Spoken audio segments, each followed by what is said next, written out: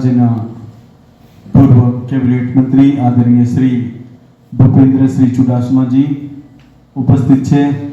આપણા પ્રદેશના પ્રભારી આદરણીય દુષ્યંતભાઈ પટેલજી ઉપસ્થિત છે। આ સદસ્યતા અભિયાનની શરૂઆત આપણે 2 તારીખથી થઈ ગઈ છે, તેમના ભાગરૂપે જ વિગતવાર બધાને ગળે ઉતરે એવી રીતે દીપેશભાઈએ માહિતી આપી છે।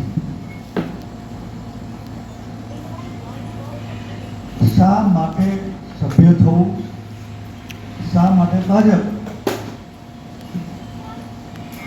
આપણે તો જનસંઘના સમયથી ઇલેક્શન લડતા આવ્યા છીએ, 1952થી લડીએ છીએ। 80માં ભાજપની રચના થઈ પછી પણ આપણે લડીએ છીએ।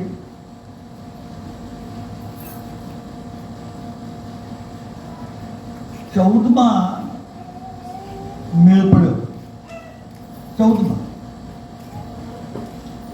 એ 52થી લઈને 14 સુધી ઇલેક્શનો લડ્યા, પણ આમ કંઈક પહોંચાતું નહોતું। પણ દેશભરના કાર્યકર્તાઓ મહેનત વધારી, પાર્ટીને વધારે મજબૂત કરી। બધાએ જોયું કે ભાઈ આપણે ક્યાં ટૂંકા પડીએ છીએ, ક્યાં આપણે હજુ ઓછા પડીએ છીએ, તો પાર્ટીને વધારે મજબૂત કરવા માટે શું કરવું જોઈએ? તો પાર્ટીને મોટી બનાવવી જોઈએ, પાર્ટીને મજબૂત બનાવવી જોઈએ।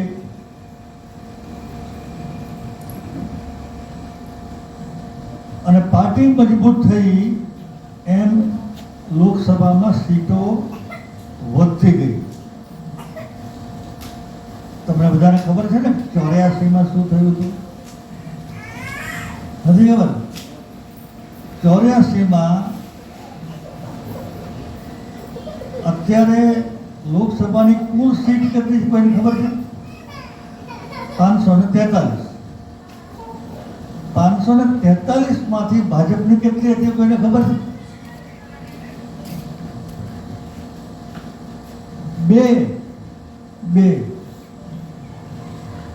2 માંથી 90, 190 એમ કરતા 19માં 303 સુધી પહોંચી ગયા। બોલો કેવી રીતે પહોંચ્યા છે? ચૂંટણીમાં ઇન્ફ્રાસ્ટ્રક્ચર હોય એટલે પાયાની માળખાની જરૂરિયાત હોય, એટલે આપણે બધાએ કાર્યકર્તા જે પાર્ટીને વધારે લોકો મત આપે એ જીતે। તમારે જેવો અકસ્માત તો ઓછી જગ્યાએ થાય, સમજાય ના સમજે કહો, કોઈ સમજાવે તો કહો મને। તમારા જેવો અકસ્માત તો ભાગ્યે જ થાય। હવે સમજ્યા? આટલા બધા કામો આટલા નાના વિસ્તારમાં તમારે એને અકસ્માત જ કહેવો, બીજું કંઈ કહેવું? તો છપ થઈ ગયો।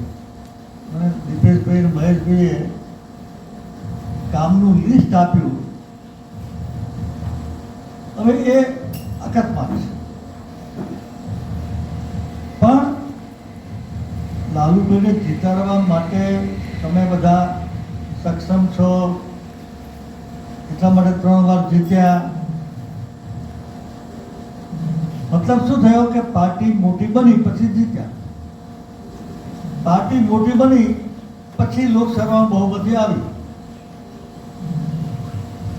વિધાનસભામાં બહુમતી। આ બધું કરવા માટે નવા લોકોને સભ્ય બનાવવા પડે। નવા લોકો સભ્ય બને એટલે પાર્ટી મોટી થાય. અને શા માટે? તો દીપેશભાઈ સરસ વાત કરી છે. કામો તો વિકાસના તમે બધા મારા કરતાં વધારે ભાષણ આપો, કારણ કે દમણમાં એટલા બધા કામો થયા છે, આમ જોતા જ તે જોતા જ. અને અત્યારે લોકો પસ્તાવો કરે છે એ વાત પણ સાચી છે. મારા વિસ્તારના સૌરાષ્ટ્રના લોકો અહીંયા ક્યાંક ક્યાંક છે. મીડિયાથી ખબર પડી કે બાપુ દમણ અને સેલવાસમાં છે, તો 4-5 ફોન આવી ગયા. તો અહીંયા જે લોકો કામ કરે છે ને એમણે મને કીધું કે સાહેબ, અહીંયા ભારતીય જનતા પાર્ટીએ અહીંયા ઉમેદવાર પ્રાંત શાસન એના દ્વારા ખૂબ કામો થયા છે, ખૂબ કામો થયા છે. એનાથી લાભ થયો. ફરી દીપેશભાઈને અભિનંદન આપું છું કે એમણે એજ્યુકેશનની વાત કરી. અહીંયા લાલુભાઈ ચૂંટાયા, નરેન્દ્રભાઈ પ્રધાનમંત્રી બન્યા, તો અહીંયા લાભ થયો કે નુકસાન? લાભ થયો. પહેલા કેટલા ડોક્ટર બનતા હતા આ વિસ્તારમાં, અને હવે કેટલા બને છે? કેવી શક્યતાઓ ઊભી થઈ ગઈ છે? પહેલા મેડિકલ કોલેજ નહોતી એટલે દૂર જવું પડતું હતું, તો દૂર જવા પર તૈયાર નહોતું. એના કારણે ક્ષમતા હોવા છતાં પણ ડૉક્ટરો થતા નહોતા. અને હવે એ ક્ષમતાવાળા દીકરા દીકરીઓ અહીંયા ઘર આંગણે વ્યવસ્થા થઈ એટલે એન્જિનિયર બને છે, ડૉક્ટર બને છે. અહીંયા એમણે કહ્યું કે યુપીએસસીની તૈયારી પણ તમે અહીંયા કરી રહ્યા છો. એના માટેની વ્યવસ્થા ઊભી કરી છે. તમને કોઈ પૂછે તો વાય બીજેપી, શા માટે ભાજપ? તો આટલા માટે ભાજપ કે 10 પહેલા આ નહોતું, હવે થયું. એવી રીતે આરોગ્યની વ્યવસ્થા, અને જે લોકોને રોજી રોટી નહોતી મળતી એમને મળતી થઈ. મળતીથી એમને વધારે પૈસા મળવાની શરૂઆત થઈ. એ કયું પરિબળ છે? ટુરિઝમ. સરસ દરિયા કિનારો છે, બીચ છે, આવી સરસ જગ્યા છે. તો કોઈ ગણતરી કરે કે 2014 પહેલા અહીંયા કેટલી હોટલો હતી અને 10 વર્ષમાં કેટલી હોટલો થઈ છે. તો હોટલ થાય એટલે કેટલા બધા લોકોને રોજીરોટી મળે, જે પહેલાં નહોતી મળતી, હવે મળવાની શરૂઆત થઈ છે. અને કાયમી તેના વેઇટર, કેટરર, પટાવાળા, મેનેજર અને ચોકીદાર, જે પહેલાં નહોતું, હવે થયું. તો ટુરિઝમ થાય એટલે ટ્રાન્સપોર્ટેશન થાય, ટુરિઝમ થાય એટલે ખાણીપીણીની વ્યવસ્થા થાય, ટુરિઝમ થાય એટલે શૂટિંગ થાય, ટુરિઝમ થાય, કેટલી બધી વ્યવસ્થાઓ જે 14 પહેલાં નહોતી એ હવે 14 પછી ભારતીય જનતા પાર્ટીની સરકાર આવવાને કારણે આ બધી વ્યવસ્થાનો લાભ આ વિસ્તારની પ્રજાને મળ્યો છે. એટલા માટે તમે ભારતીય જનતા પાર્ટીના સભ્ય બનો.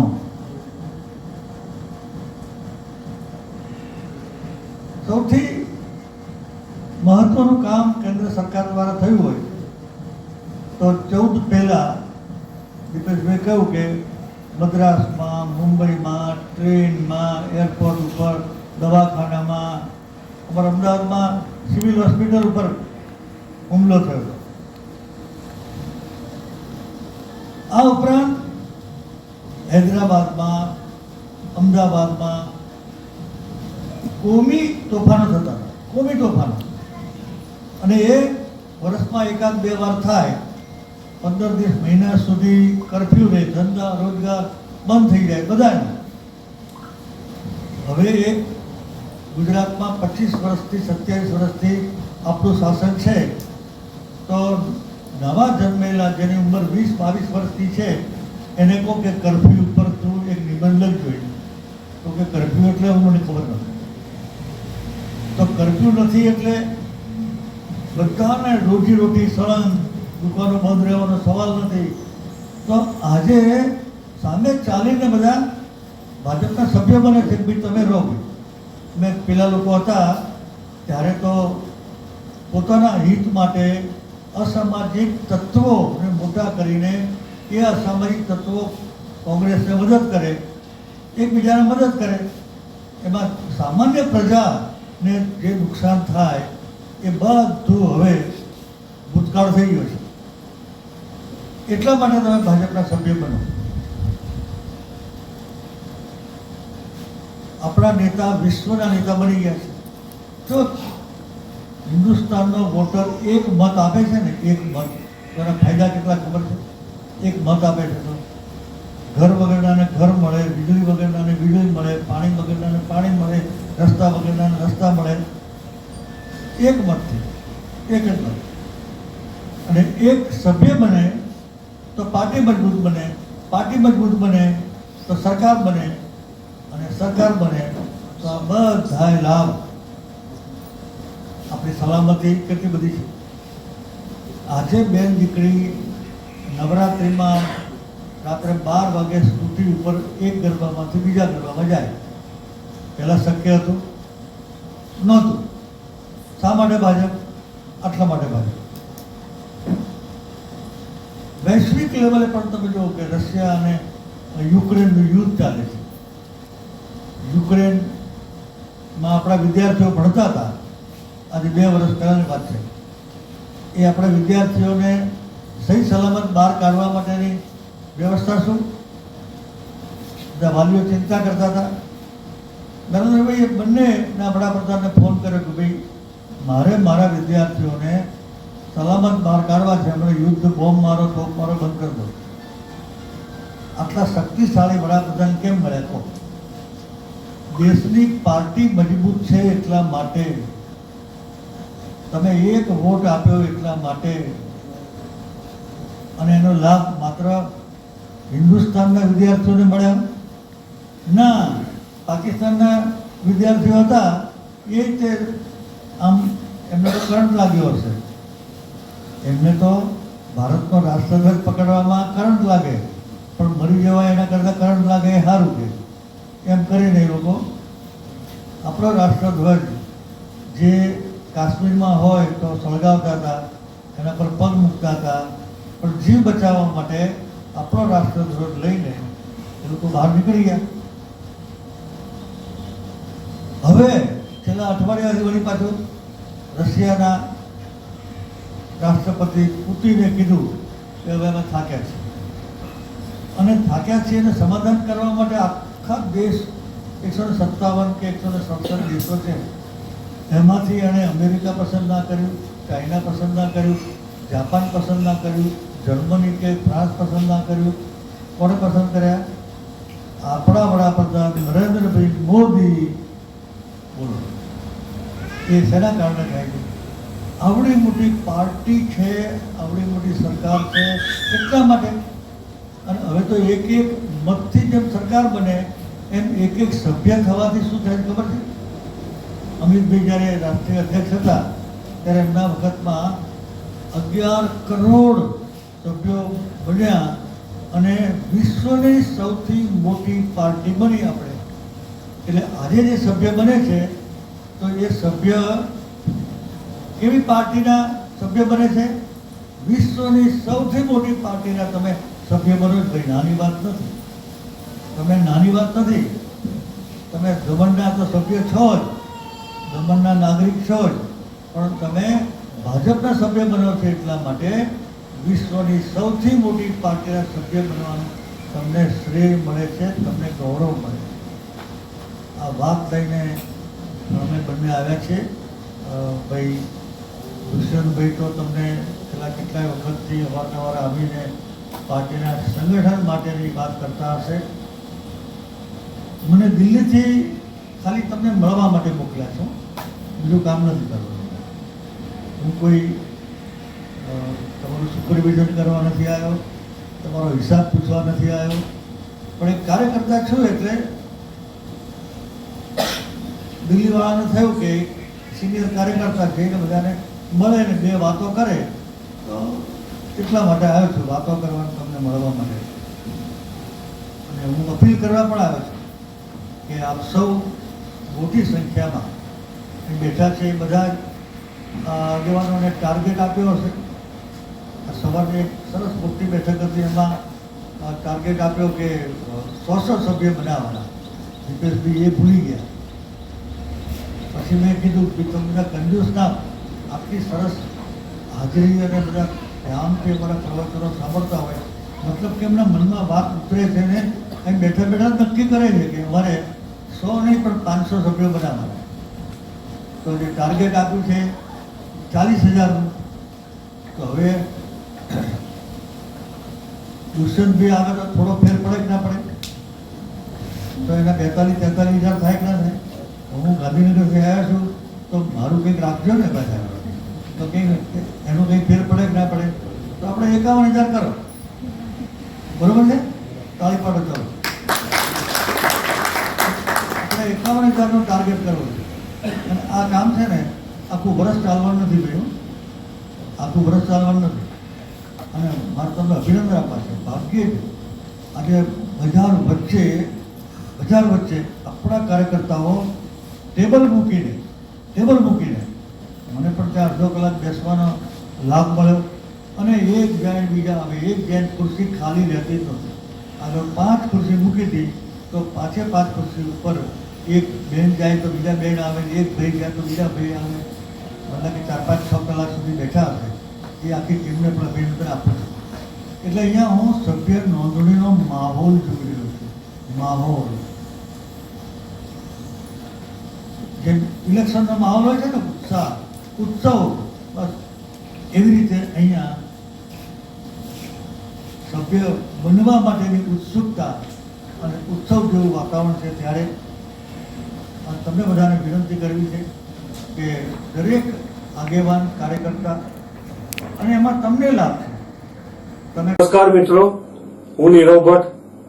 જનમંચ ન્યૂઝ ચેનલને આર્થિક મદદ થાય તે માટે હવે સબસ્ક્રાઇબની સાથે સાથે તેની જ બાજુમાં જોઈન બટન આવ્યું છે. તો દર્શક મિત્રોને અપીલ કરવામાં આવે છે અને વિનંતી કરવામાં આવે છે કે જોઈન બટન દબાવી તેમાં 4 ઓપ્શન છે. 4 ઓપ્શન તમે માસિક આર્થિક મદદ જનમંચને આપી શકો છો. તમે જનમંચ ન્યૂઝ ચેનલના મેમ્બરશીપ લઈને આર્થિક મદદ મળે તો જનમંચના હાથ મજબૂત થઈ શકે અને અમે પણ આ રીતે અવિરત સમાચાર આપી શકીએ. ધન્યવાદ. દમણની જનતા માટે ખુશખબર. ઈ નેસરવાનજી એન્ડ કંપની પેટ્રોલ પંપની બીજી શાખા બામણપૂજા ચેકપોસ્ટ પાસે એટલે કે બામણપૂજા કોસ્ટલ હાઈવે 4 રસ્તા પર આવેલા ઘડિયાળ નજીક મોટી દમણ ખાતે શરૂ થઈ ચૂકી છે.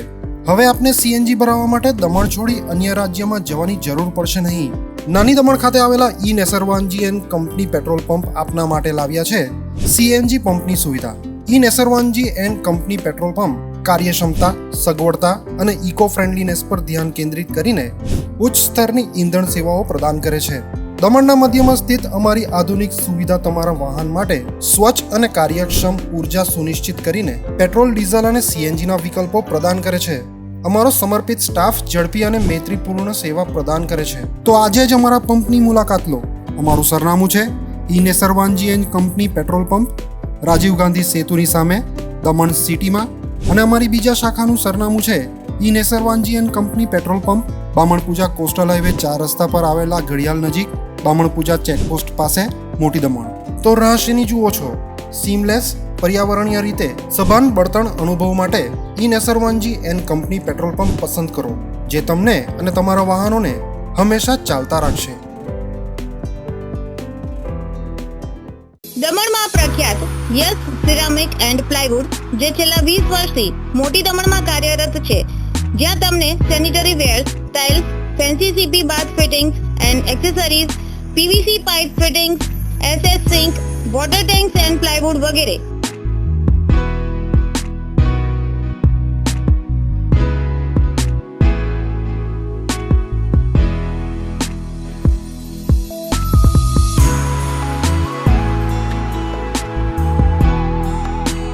ગંગા કંપનીની ડીલરશીપ મેળવી છે, જેથી વાપી સુધી જવાની જરૂર નથી. તમામ આઇટમ્સ વ્યાજબી ભાવે દમણમાં જ મળી રહેશે. પ્લમ્બિંગ માટે કામદાર ઉપલબ્ધ. સરનામું 7335 main road opposite Raj hardware and electrical, મોટી દમણ. Mobile number 9898217712 and 7016373483.